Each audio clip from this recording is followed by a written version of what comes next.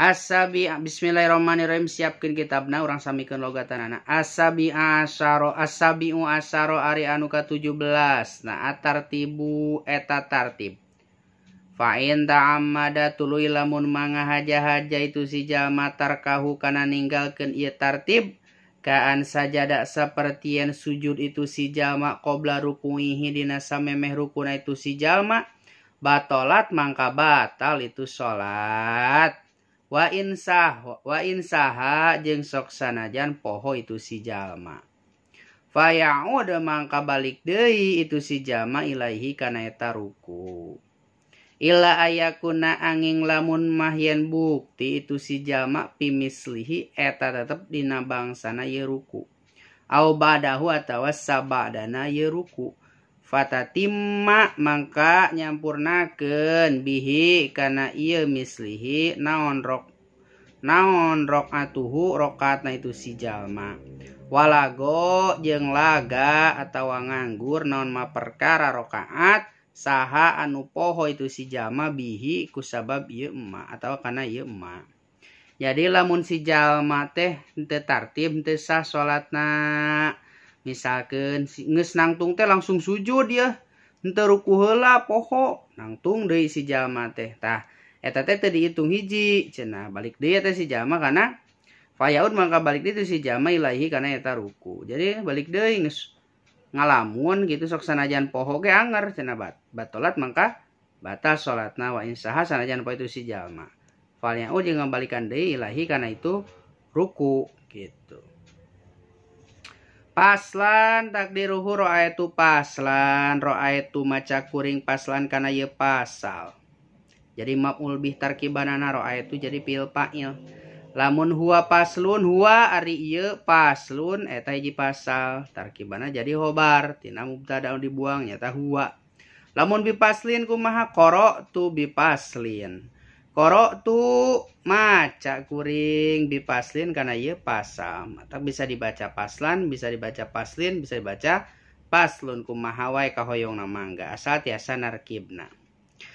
Paslan maca kuring kana ieu pasal al jamaatu ari salat berjamaah ala dzukuri ka pirang-pirang lalaki al ihrori anu merdeka kabeh al muqimina tur anu marukim kabeh al baligina tur anu baraleg kabeh goero ma'dzurina anu henteu diuduran kabeh tegesna henteu boga aludur fardu kifayatin eta fardu kifayah cenah.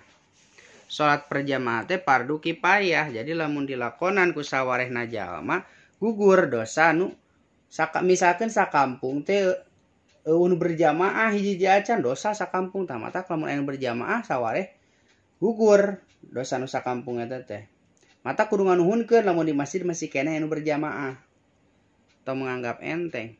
Wa fil jum'ati wa jeung ari berjamaah wa fil jum'ati jeung eta tetep dina Jumat fardu ainin eta fardu ain. Jumat mah fardu ain teu bisa diwakilkeun.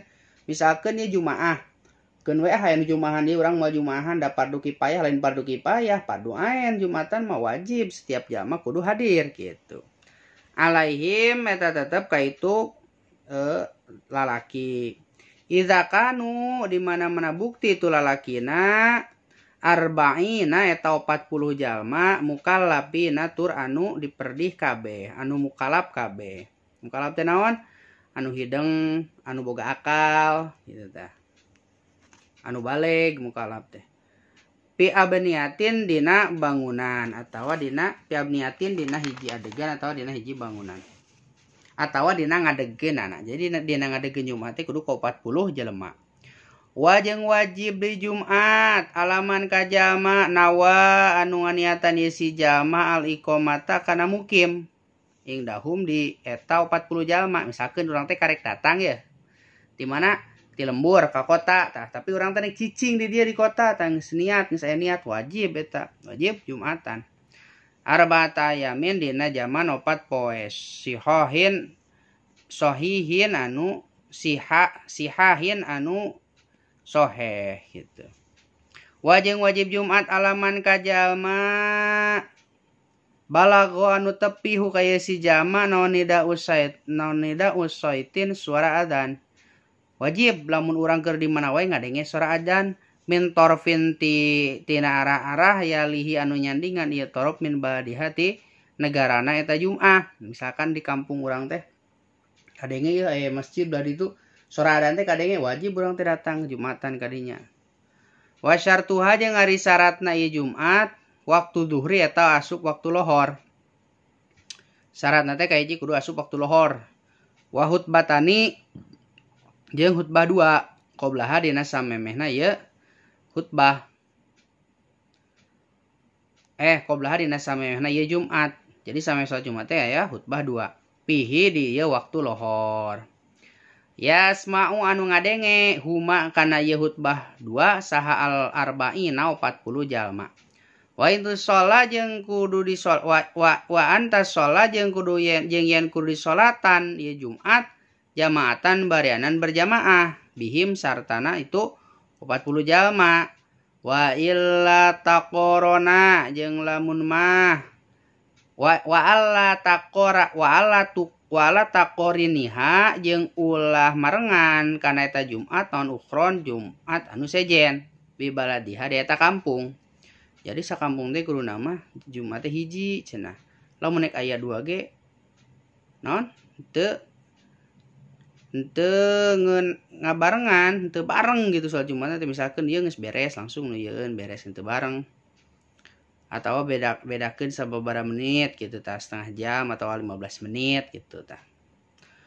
Ulah bareng. Warkanul khutbataini jeung ari pirang-pirang rukun khutbah hamdulillahi eta muji ka Gusti Allah wassalatu jeung eta maca sholawat ala nabi ka Kanjeng Nabi Muhammad sallallahu alaihi wasallam wa wasiatu jeung eta wasiat bitaqwa kalawan takwa fihi madina ieu khutbah 2. Wa ayatun jeung maca sayat mubhimatin anu mere paham ieu ayat pi ahadihima dina salah sahijina khutbah 2. Wa duai jeung ngaduakeun lil mukminina ka pirang-pirang mukmin pisaniati dina khutbah anu kadua. Wa syurutuhuma jeung ari pirang-pirang syaratna ieu khutbah 2 atau haratu eta suci anil hadas saini tina hadas 2 atawa tina hada 2 hadas neta hadas gede jeung hadas leutik. Wa najasati jeung suci tina pirang-pirang najis fil badani dina badan suci na teh wa makani jeung dina tempat wa mahmuli jeung dina barang anu dibawa. Duit atawa naon we kudu suci eta nu dibawa teh, barang dibawa teh. Wa satrul aurati jeung nutupan aurat, wa qiyamu jeung nangtung, wa julusu jeung diuk syarat Jumat teh. Bainahuma di antara khutbah 2 wal wilau jeung tuluy-tuluy bainahuma di antara khutbah 2 wa bainahuma jeung di antara khutbah 2 wa bainas sholati jeung di antara salat. Jadi tuluy-tuluy antara khutbah 2 jeung tuluy-tuluy antara khutbah 2 jeung salat. Ulah kahalangan ku naon-naon. Jadi geus khutbah hiji beres langsung khutbah 2 langsung salat gitu. Teu meunang kaselang ku naon-naon. Wa yakuna jeung kudu bukti ieu khutbah teh bil arabiyati eta tetep kumake bahasa Arab teu meunang kumake bahasa Sunda. Jadi utama bahasa Arab heula geus beres bahasa Arabna pan aya tengah-tengahna sok ku Sunda gitu. Teu meunang ku Sunda kabeh atawa ku Inggris atau ku bahasa nu lain. Paslun wallahu a'lam bishawab sakitu lah.